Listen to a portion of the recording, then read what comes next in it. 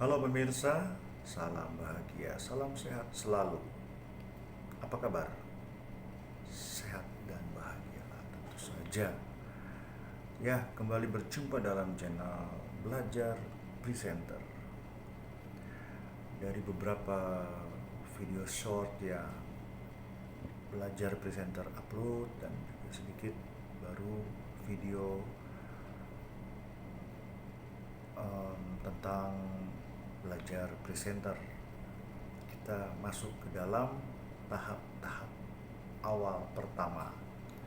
Setelah sedikit mengulik tentang paradigma, pola pikir, pemahaman awal sebagai pondasi dasar, karena menurut saya pondasi dasar itu penting sebelum melangkah.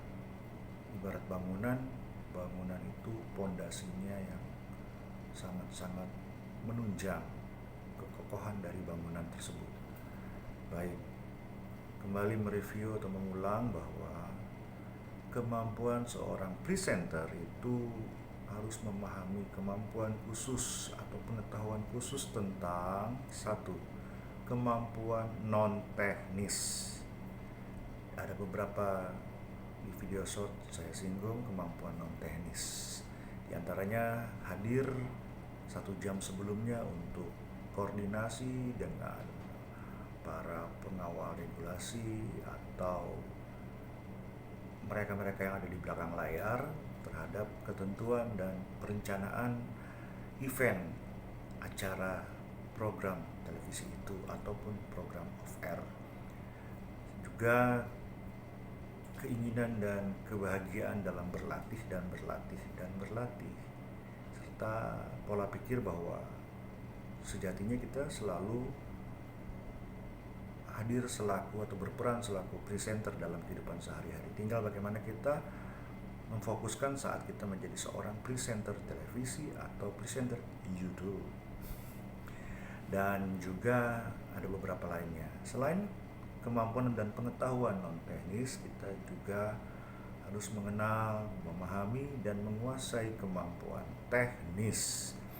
Kemampuan teknis yaitu simpel sederhana saja, teknik vokal dan juga performa saat tampil atau beraksi.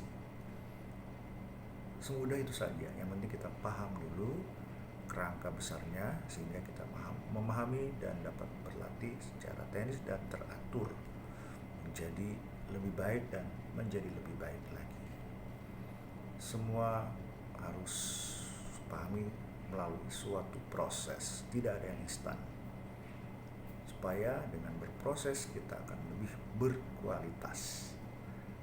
Baik, kemampuan dan pengetahuan tentang non teknis seperti di awal tadi saya singgung. Jadi pemahaman bahwa percaya diri, hargailah diri sendiri dulu. Bagaimana orang lain bisa menghargai kita kalau kita kurang menghargai diri sendiri? Arahnya larinya akan berdampak pada tingkat kepercayaan diri. Seorang yang percaya diri mampu tampil lebih optimal di depan publik selaku pembicara publik, termasuk sebagai seorang presenter. Oke, jadi satu, percaya diri. Ini adalah faktor-faktor non teknis yang harus ditumbuh kembangkan terlebih dahulu dalam diri.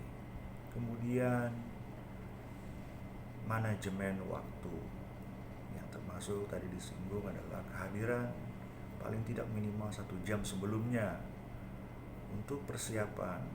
Karena ingat, setiap kegiatan kita akan bagi kepada 3 bagian: praproduksi, produksi, dan pasca produksi. Maksudnya sebelum kegiatan acara dimulai, saat acara dimulai dan selesai, dan sesudah acara dimulai. Jadi tingkat perencanaan itu selalu, atau kegiatan itu selalu melalui 3 bagian kita bagi. Nah, makanya pentingnya manajemen waktu. Karena di saat kita hadir sebelum waktu dimulai, ada rentang waktu persiapan, koordinasi, adaptasi lingkungan, situasi dan kondisi, memahami karakter mungkin audiensnya, atau mengenal dan memahami berita yang ingin disampaikan atau konsep, tema, program, acara hiburan yang saat itu akan dibawakan, kesiapan mentalitas, kostum, performa, make up, dan juga koordinasi di belakang layar bersama unit-unit pimpinan produksinya.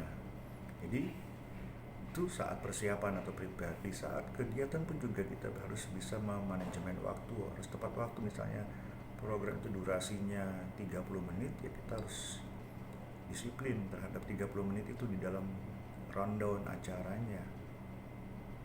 Atau berita, kita di plot minimal atau maksimal 30 detik atau 1 menit dalam kita membacakan leadnya. Kita harus tepat. Jadi itulah manajemen waktu dan juga kesiapan kita. Oke, percaya diri, manajemen waktu. Tadi kemarin sebelumnya saya singgung kepemimpinan. Kepemimpinan ini termasuk akan menjadi menguasai dari manajemen waktu dan paham situasi bahwa kita adalah seorang pemimpin, dan selain seorang pemimpin kita juga ada mitra, di mana bisa bekerja sama dan berkomunikasi dengan banyak pihak, para pihak yang terkait, para pengambil keputusan maupun narasumber atau audiens pemirsanya kita. Ini kepemimpinan, menguasai atau mampu melakukan kecakapan relasi lah, semacam itulah. Dia berhubungan dengan orang lain siapapun saja, bisa fleksibel, dan juga mempunyai kewibawaan di saat membawakan suatu acara. Karena ingat, presenter, MC, moderator, wawancara, penceramah, dan sebagainya itu harus menunjukkan kewibawaan dan juga kepemimpinan tadi, dimana ada saatnya mengarahkan sebagai pengarah atau pemandu acara, pandu acara tentu saja. Dan juga faktor non teknis lainnya adalah kita memahami teks berita saat kita menjadi penyiar berita. Bagaimana kita bisa menyampaikan berita dengan baik dan orang percaya kalau kita sendiri tidak meyakinkan dan tidak meyakini, atau menyampaikannya secara terlalu tipis, artinya tidak memahami dan menguasai berita itu, atau selaku host kita tidak menguasai materi tema yang kita bicarakan, atau selaku moderator kita tidak menguasai tema dan juga narasumber, latar belakangnya, dan seterusnya. Banyak faktor.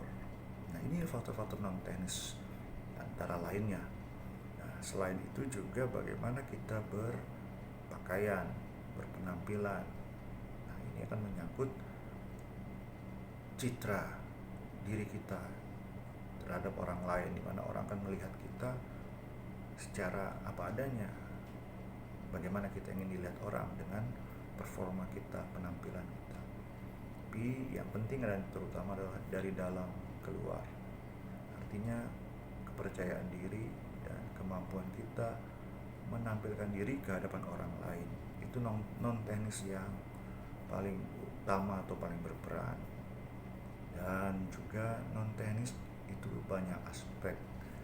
Jadi bukan melulu kita harus cakap dalam keterampilan teknisnya. Non teknis sangat berpengaruh besar. Walaupun kita menguasai teknis dalam hal presenter atau public speaking, tapi non teknisnya tidak menunjang, akan kurang optimal. Nah, juga non teknis lainnya adalah bagaimana kita menguasai misalnya media yang ada.